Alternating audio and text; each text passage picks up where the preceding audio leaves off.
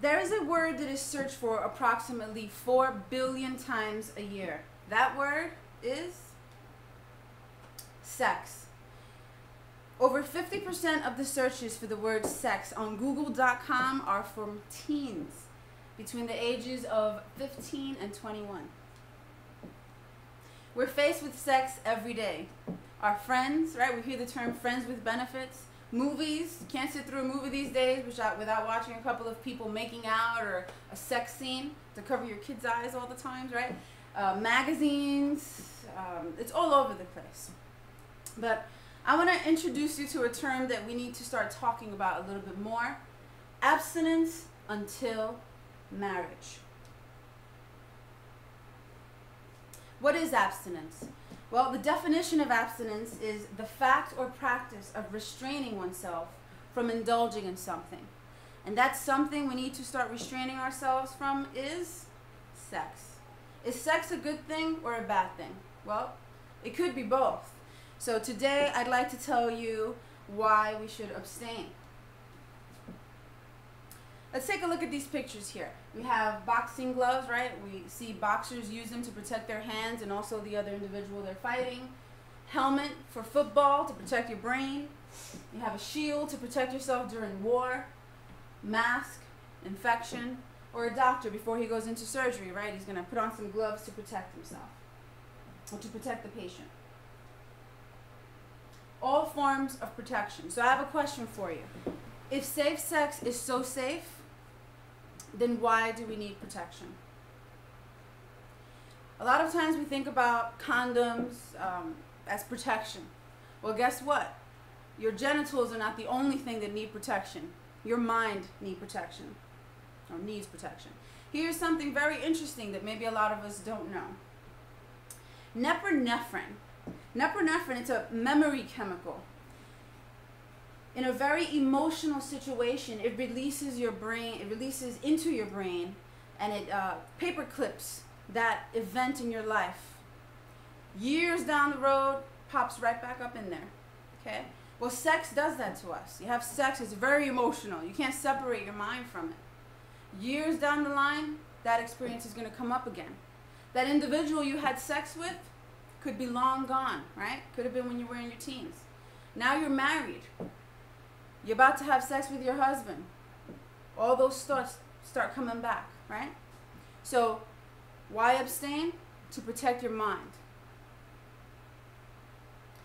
Oxytocin is another chemical. It's a chemical your brain releases during the activity leading up to sex or even during sex. When this chemical is released, it produces feelings of caring, trust, and deep affection. It's actually the chemical that's released within a baby that's breastfeeding or being held.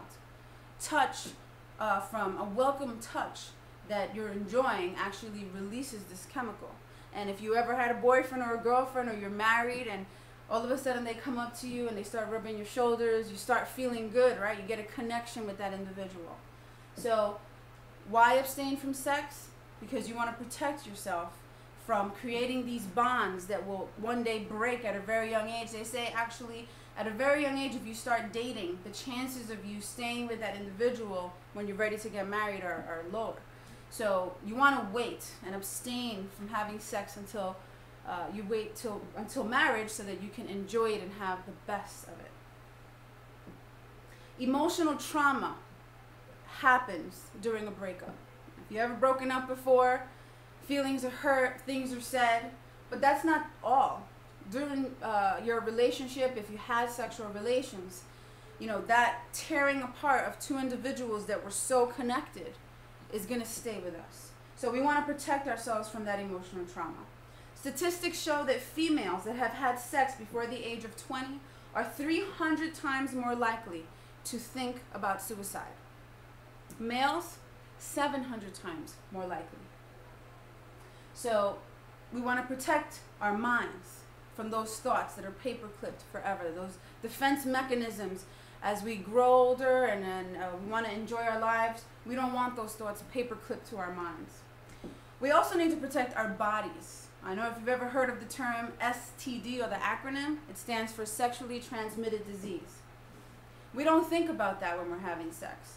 Statistics show that young people think about getting pregnant.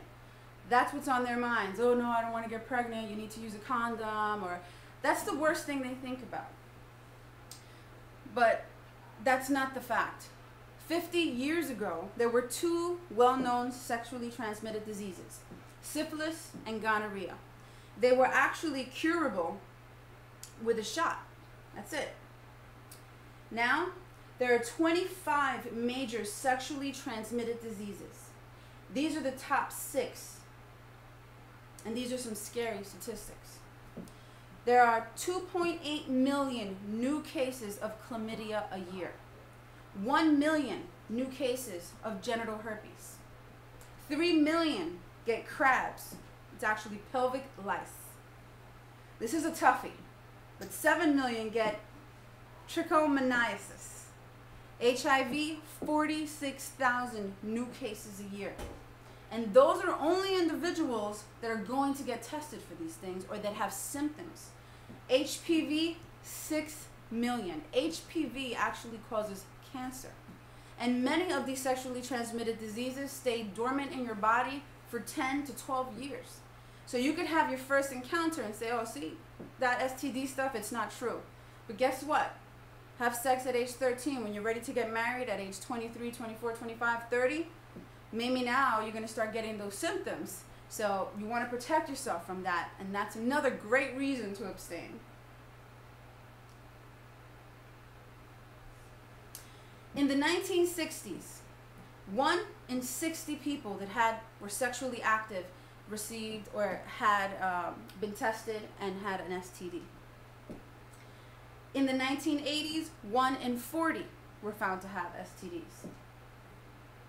In your generation, in 2010, 1 in 4. That is an alarming rate.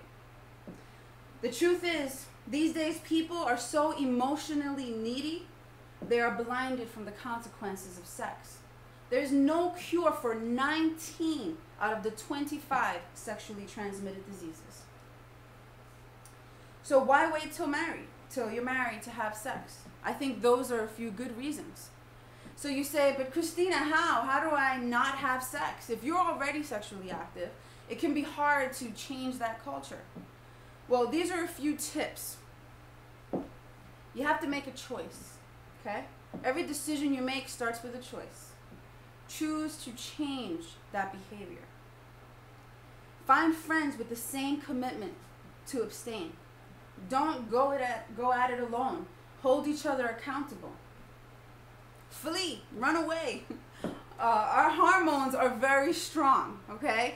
Once those feelings start going, we're not designed to just shut it off. You're going to be a very committed individual to abstain, but if you find yourself in a situation where you're about to have sex, chances are you may not be able to abstain.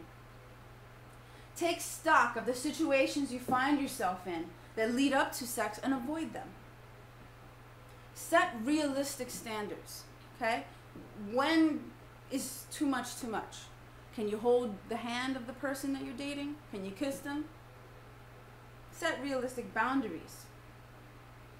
It's important for you to know that your body wasn't designed to stop feelings.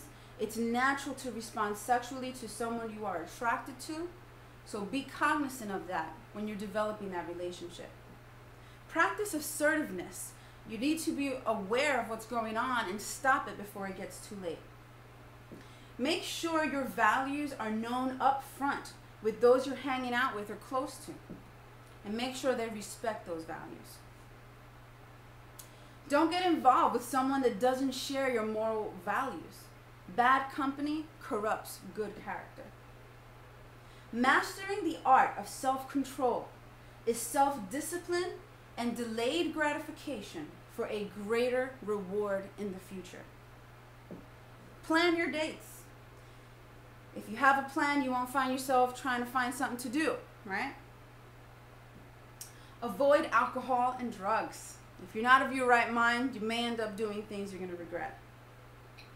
Introduce your date to your parents.